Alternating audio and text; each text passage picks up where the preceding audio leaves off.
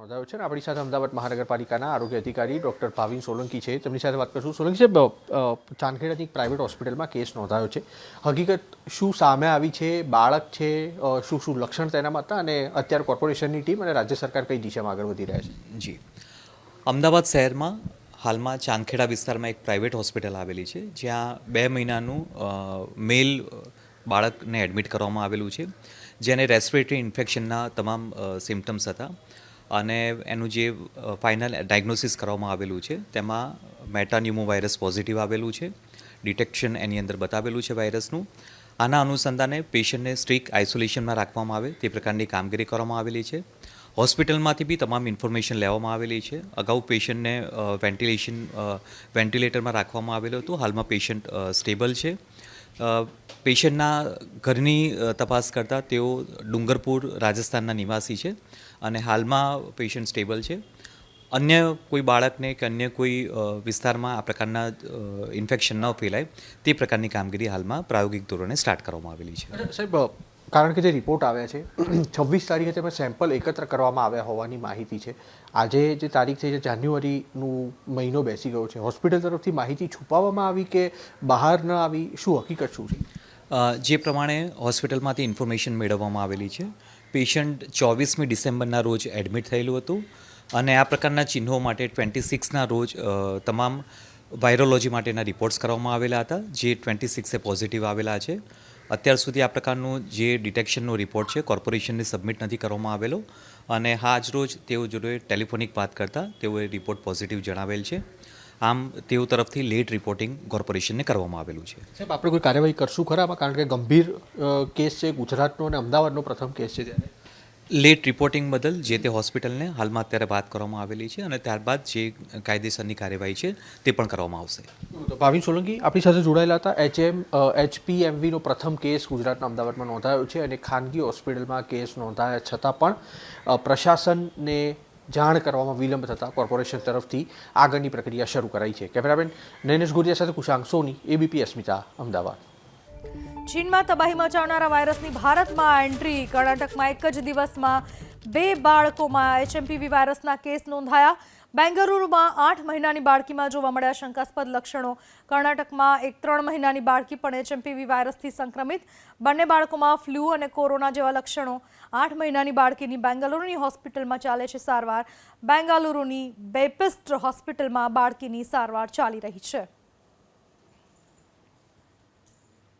Case positive આવ્યો છે એ HMPV એટલે કે human meta pneumonia virus positive આવ્યો છે. 8 મહિનાના બાળકમાં પોઝિટિવ આવ્યો છે કે જેને ન્યુમોનિયા થયેલું અને એ ન્યુમોનિયાના પેનલ કરવામાં આવે એટલે કે ન્યુમોનિયા કયા કારણથી જોવામાં થયું છે એના માટેના ટેસ્ટ કરવામાં આવ્યા. એનામાં HMPV નામનો વાયરસ પોઝિટિવ આવ્યો છે.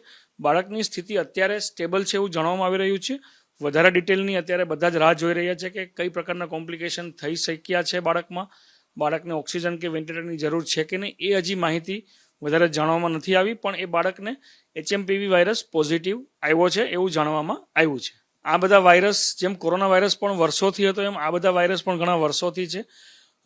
ફ્લૂ સિઝન એટલે કે આપણે ઓક્ટોબર નવેમ્બરથી ફેબ્રુઆરી માર્ચ સુધી ઇન્ડિયામાં વિન્ટર ચાલતો હોય છે. દરેક સ્ટેટમાં અલગ અલગ ટેમ્પરેચર જોવા મળે છે અને આ ટેમ્પરેચર ડાઉન થવાના કારણે ઘણા બધા વાયરસને કારણે નિમોનિયા થાય છે, જેમાં ફ્લૂ વાયરસ છે, સ્વાઇન ફ્લૂનો વાયરસ છે, કોવિડનો વાયરસ છે. એ જ રીતે આ HMPVનો એક વાયરસ છે.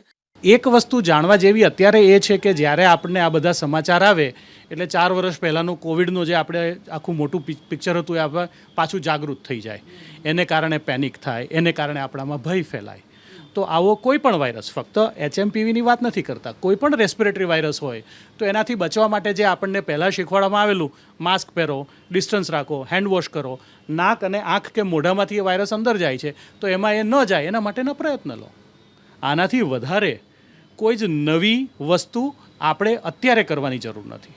નાના બાળકો અને મોટી ઉંમરના અથવા તો વયસ્કો જેમની ઇમ્યુનિટી ઓછી છે, ધારો કે મને કેન્સર થયું છે, મારી કિડની ફેલ થઈ છે, મારું લીવર ખરાબ છે, મારું હૃદય નબળું છે, મને સ્ટીરોઇડની દવાઓ ચાલે છે, અથવા મને ખૂબ બધો ફાઇબ્રોસિસ ઓફ લંગ અથવા તો ટ્યુબરક્યુલોસિસ છે અને એમાં ઘણા બધા સ્ટીરોઇડ્સ પણ આપવાની જરૂર છે, તો આ સંજોગોમાં મારી ઇમ્યુનિટી ઓછી હોવાથી આ વાયરસ મને હુમલો કરી શકે. HMPV ડિટેક્ટ કરવા માટે RT-PCR ટેસ્ટ જ છે. એટલે જો અત્યારે હવે મારી આગળ કોઈ પણ એવું દર્દી આવે ને એમ કે હું ચાઇના થઈને આવ્યો હતો તો હોંગકોંગ થઈને આવ્યો તો કદાચ એઝ એ સસ્પિશન HMPVનું RT-PCR કરાવી શકાય, પરંતુ સરકારની અત્યારે કોઈ એવી ગાઈડલાઇન સ્પેસિફિક નથી. ફક્ત આઇસોલેશન, માસ્ક, હેન્ડ હાઇજીન અને કોઈ પણ આવા ચિહ્નો જણાય તો એની સિમ્પટોમેટિક કેર. તો HMPV વાયરસના લક્ષણો શું છે, કેવી રીતે ફેલાય છે, આવો જાણીએ. HMPV વાયરસ એ સામાન્ય શરદી જેવા જ એના લક્ષણો હોય છે.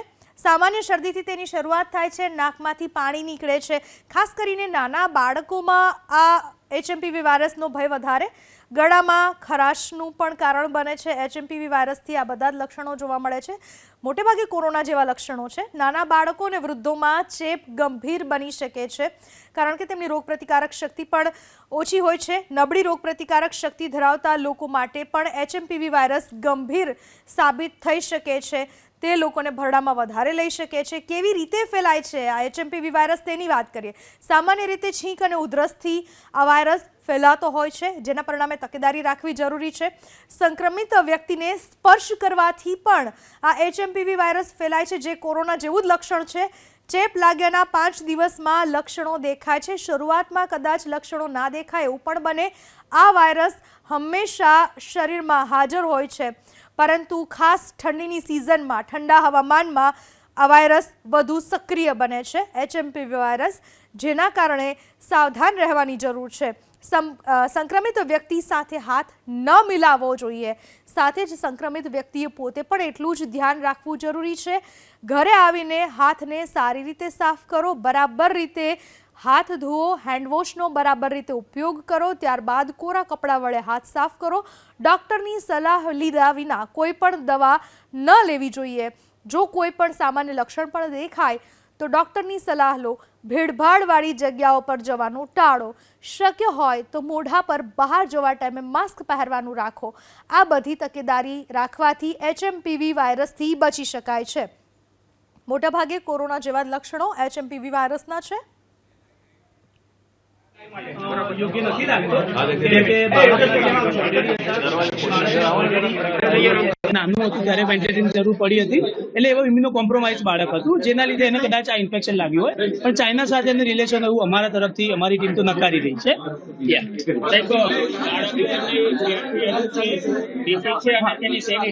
બેઝિકલી બાળક હતું ડુંગરપુર, રાજસ્થાનથી. આપણી ત્યાં આવ્યું, શ્વાસની તકલીફ વધવાના લીધે વેન્ટિલેટર લેવું પડ્યું, અને પછી બાળકને આપણે સારવાર આપી, પછી નાના મશીન પર લીધું. હવે બાળક ડિસ્ચાર્જ થવા માટે રેડી છે.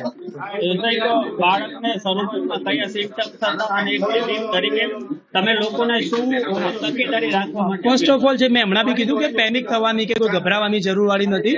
બાળકને સિમ્પલ શરદી ખાંસી હોય, તાવ હોય તો નજીકમાં તમે પીડિયાટ્રિશિયનને બતાવી શકો. મોટા માણસ હોય તો એના ડોક્ટરને બતાવી શકો, અને જરૂર લાગે ત્યાં એના રિપોર્ટ કરી શકીએ. બાકી બેઝિક તાવની દવા, શરદીની દવા, રૂટીન આપણે જે હેન્ડ હાઇજીન કહેતા હોઈએ છીએ, બધામાં હેન્ડ હાઇજીન કરતા રહેવાનું. અને વધારે તકલીફ લાગે તો તમે માસ્ક પહેરો, કે જેથી આગળ એનું પ્રિવેન્શન થઈ શકે. આ જે રોગ છે એ સામાન્ય શરૂઆતથી છે કે નાના બાળકો અને ઉંમર લાયક અને રોગ બનાવે છે, તો આની માટે આપનું તજજ્ઞ તરીકે શું કહેવું? જે મેટાનિમો વાયરસ છે, મેં આગળ બી કીધું કે આ પહેલેથી અમે 2001-2 સાલથી જોતા આવ્યા છીએ.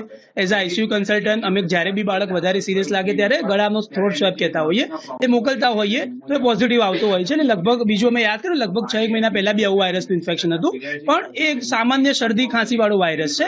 એટલે એના લીધે કોઈ પેનિક થવાની કે બહુ સ્પ્રેડ થઈ જાય કે એવી કોઈ ચિંતા કરવાની જરૂર નથી.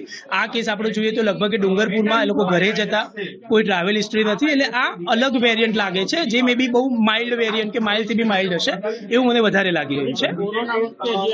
ના ના ના, કોઈ રિપોર્ટોની, હા, એ દરેક વાયરસનો રિપોર્ટ RT-PCR થી ટેસ્ટ થાય, જે આપણો બી કર્યો હતો.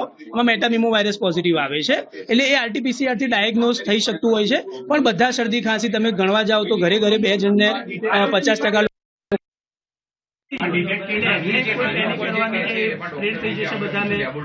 ચાઇના વાળો વાયરસ છે, એ બધી શક્યતાઓ નહીં છે. એટલે એવી કોઈ ચિંતા કરવાની કોઈ ગભરાવાની જરૂર નથી.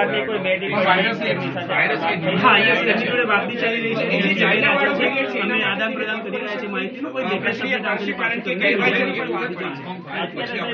એક થયેલો છે. અત્યારે દર્દી જે હાલત દર્દીની હાલત એકદમ સ્થિર છે. બાળક ડિસ્ચાર્જ 2 દિવસથી મમ્મી પાસે રૂમમાં હતું અને જસ્ટ અત્યારે લોકો ડિસ્ચાર્જ માટે રેડી છે અને ડિસ્ચાર્જ લઈ રહ્યા છે. બાળક એકદમ સ્વસ્થ છે.